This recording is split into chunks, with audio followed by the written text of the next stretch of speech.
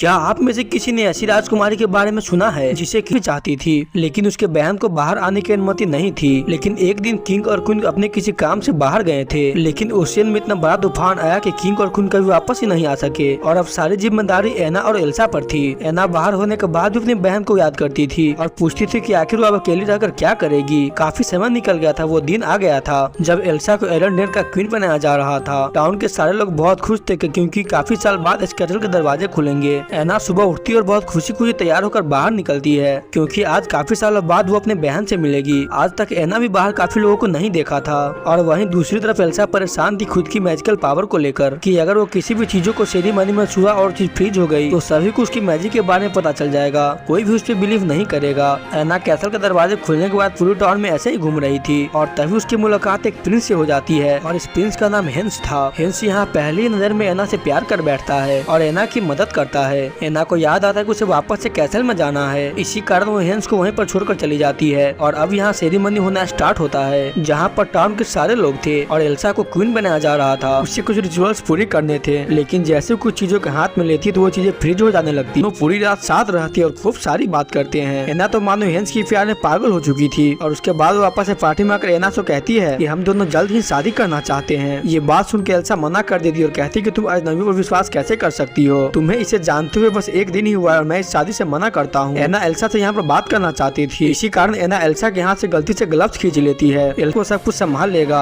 यहाँ पर एना अपनी बहन को ढूंढते हुए काफी आगे तक आ जाती है, लेकिन उसे एल्सा के बारे में कुछ पता नहीं चलता। और वहीं दूसरी तरफ एल्सा आगे बढ़ती ही जा रही थी, अपनी पावर को कोसती ही जा रही थी। लेकिन एक टाइम ऐसा आता है कि वो अपने फ्रीज पावर की वजह से सभी चीजों को सुंदर करने लग जाती है। देखते ही देखते वो अपने आंखों के सामने बहुत ही सुंदर एक कैसल बना देती है और अब उसे अपनी पावर को अच्छी तरीके से यूज करना आया। तब एल्सा ये बोलती कि एना को हेंस से प्यार हो गया और एक ही दिन मिलने के बाद दोनों शादी भी करने वाले थे। और ये बात सुन क्रिस कहता है कि तुम्हारी बहन एल्सा ने बिल्कुल ठीक की है, तुम एक दिन मिलने वाले लड़के से आखिर कैसे शादी कर सकती हो। ये दोनों बात ही कह रहे थे तभी इन दोनों के पीछे बहुत सारे वुल्फ्स आ गए। इन्होंने अपनी स्पीड को और ज्यादा तेजी से बढ़ा दी। ये लोग आगे आगे भाग रहे तो पीछे पीछे बहुत बड़े बड़े वुल्फ्स आ रहे थे। बड़ा गुस्सा हो जाता है, न तो उसका काम चल रहा था, ऊपर उसका कार्ड भी टूट गया था। इसी कारण वो आगे जाने से मना कर देता है। एना यहाँ पर अकेले चली जाती है, लेकिन तब क्रिस को लगता है कि इस घने जंगल में एना अकेली कहाँ जाएगी। अब ये दोनों फिर से आगे जाने लगते हैं। जहाँ नॉर्थ माउंटेन जब टच होता है तो इन्हें एक स्नो पफेट मिलता है जिसका नाम उलाफ था। एना यहाँ पर उलाफ से मिलती है और उससे पूछती है क्या तुम्हें पता है कि क्वीन कहाँ पर होगी इस टाइम, या क्या तुम्हें उस नॉर्थ माउंटेन जाने का रास्ता पता है। सभी लोग इस विंटर से परेशान हो रहे थे। मुझे भी समर देखनी, मैंने अपने लाइफ में कभी समर नहीं देखी, लेकिन क्रिस और एना उलाफ को कैसे बताया कि अगर उसने समर देख ली तो वो पिघल जाएगा।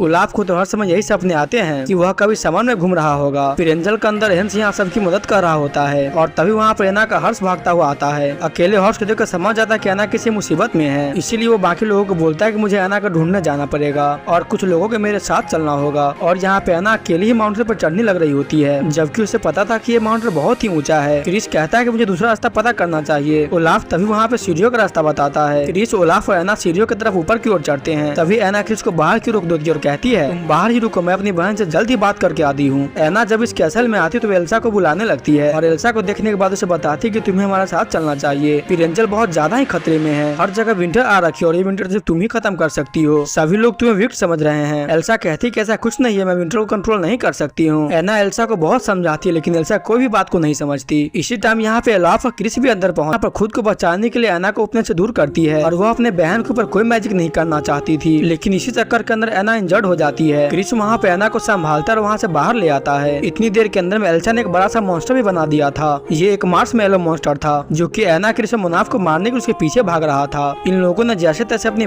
जान बचाई और वहाँ से बाहर निकल गए, लेकिन ये मॉन्स्टर फिर भी उनके पीछे पीछे था। एना और क्रिस एक बड़े से माउंटेन से लटक जाते हैं। मार्शमैलो मॉन्स्टर से ऊपर की तरफ पकड़ लेता है। एना उस पूरी रस्सी को काट देती, इसके बाद दोनों नीचे की तरफ गिर जाते हैं। क्रिस एना से पूछती है क्या एल्सा वापस जाने के लिए तैयार हुई क्या। तभी एना मना कर देती है कि नहीं, मेरी बहन नहीं आ रही है। लेकिन तभी एना के सफेद हुए बाल को दिखाई देती है और एना की तबीयत भी ठीक नहीं थी। क्रिस बोलता है कि तुम पर जरूर अपनी बहन का क्रश लगा है और ये कर्ज मुझे पता है कि कैसे तोड़ा जाता है, मैं तुम्हें ठीक कर सकता हूँ। वहाँ दूसरी तरफ एल्सा बहुत ही परेशान लगेंगे, यानी कि तुम अच्छी क्वीन हो ही नहीं, बल्कि ये सब कुछ तुमने जानबूझकर किया है। तुम हमारी बात मानो, हमारे साथ चलो और चीजों को ठीक करो। और एल्सा इन बातों को मानने ही वाली थी, लेकिन तभी ये पूरी जगह डिस्ट्रॉय होने लगती है और ऊपर से आने वाला झूमर नीचे गिरता है और इसी कारण एल्सा इंजर्ड हो जाती है। और अब जब एल्सा की आँख खुलती तो एंजल को एक झील में थी और जहाँ क्रिस उसे मिलने के लिए आता है, जो कहता है कि तुम जल्द ही ठीक हो जाओगे, यहाँ से बाहर भी निकल जाओगे। एंजल के अंदर से विंटर सीजन को हटा देती है और अब हर जगह समर आ चुका था। इन लोगों के सामने उन्हें भेज देता है, जिसका बदला एना उसे खुद से किक मार कर देती है। बाहर के आए हुए लोगों के किंगडम से भी बिजनेस अब कैंसिल कर दिया जाता है, क्योंकि इन्हीं लोगों ने एल्सा को मारने के लिए परमिशन दिया था। और यहाँ पे एना ने भी अपनी वादा को निभाया और क्रिस को एक कार्ड गिफ्ट करे। एल्सा और एना एक साथ रहकर बहुत ही खुश थी। और इसी के साथ ये शानदार मूवी यहीं पे खत्म होती है। और आप लोगों को फ्रोजन का फर्स्ट पार्ट कैसा लगा कमेंट में जरूर बताइएगा। तो चलिए मिलते हैं किसी और वीडियो में, तब तक के लिए गुड